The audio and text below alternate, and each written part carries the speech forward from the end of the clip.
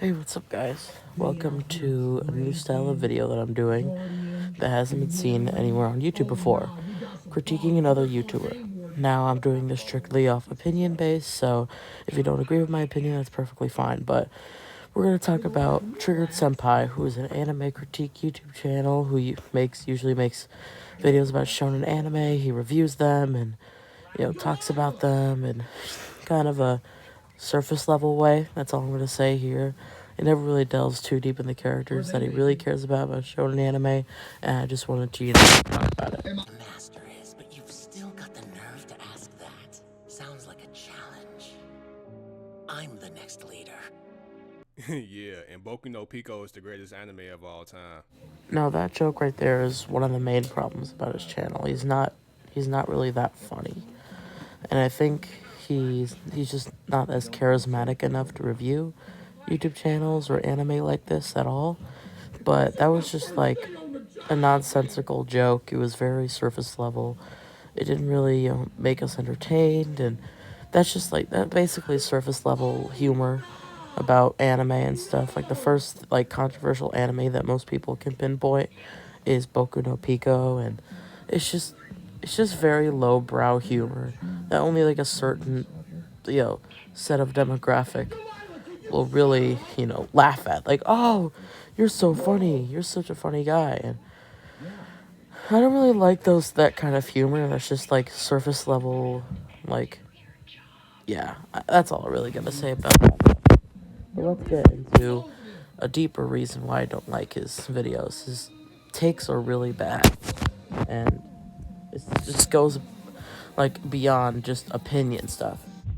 Shigaraki, you so full of shit, bruh. If anything, you've been losing more troops than you've been gaining troops because every time y'all go into mission, y'all fucking fail. And every time you try to recruit a big name villain to your group, you always end up getting your ass beat up by them. Okay, this is a critique that can be stretched throughout the entire series. I've seen many people say this about My Hero Academia, that like Shigaraki, he's like a surface level villain, tier 1 kind of like level 1 noob kind of villain, and I just kind of see that as coping because he is like the god. He can recruit anyone and make anyone on his side with his beliefs. So the fact that he's been losing troops is just kind of a weird take, especially because his numbers keep growing and growing in size, even in season 4. I mean, his main rival was Overhaul, so if you're going to, need like a main antagonist for the antagonist, then Overhaul would be Shigaraki's antagonist. And they kind of butt heads throughout the season, but even so, Shigaraki comes out on top, not because he's powerful, but because he's smarter.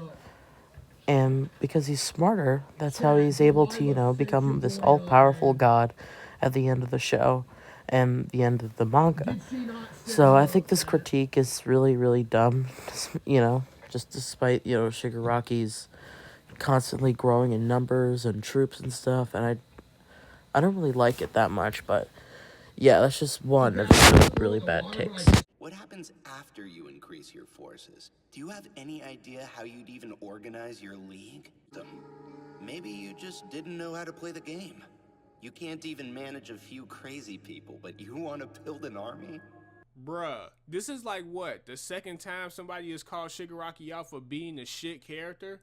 Like, it's almost as if Horikoshi wants us to know that Shigaraki is a bad character, bruh. And also, these villains ain't got no respect for Shigaraki whatsoever. Like, they come up all in his shit solo dolo with no worries whatsoever, talking mad shit to his face. Okay, this take kind of pissed me off to a certain extent. Number one, why would first of all, of course the villains would be cunning and resilient against the people that they don't like. It's not an actual critique on Shigaraki, it's just a differentiating belief of Shigaraki. That's what makes the villains in MHA so like, what's the word, so different and so unique from each other. I don't think this is supposed to call out Shigaraki in really any way. And I think this is just another thing for Horikoshi to expand the world.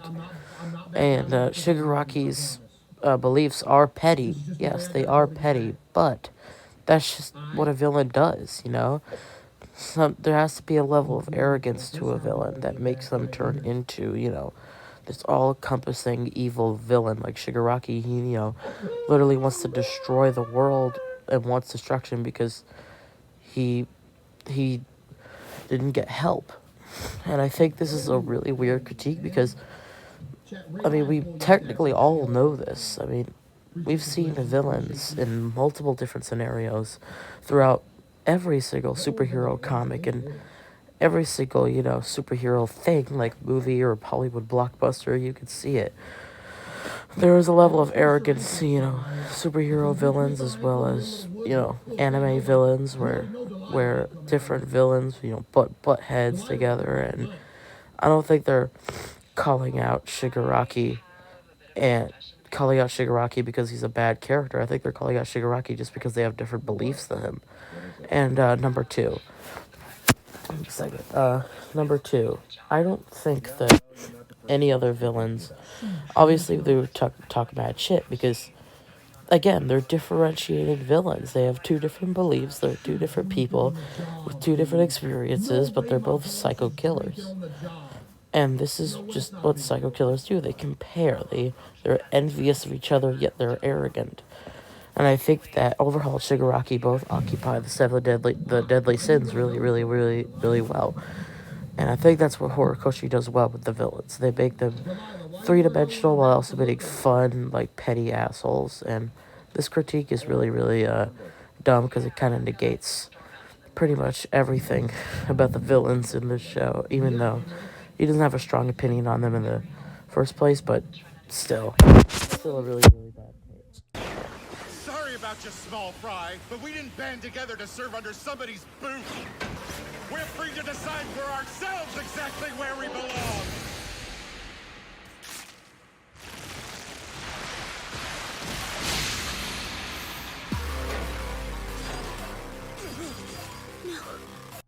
Part 2 will be coming soon, so stay tuned to that. Bye! I'll make a part 2.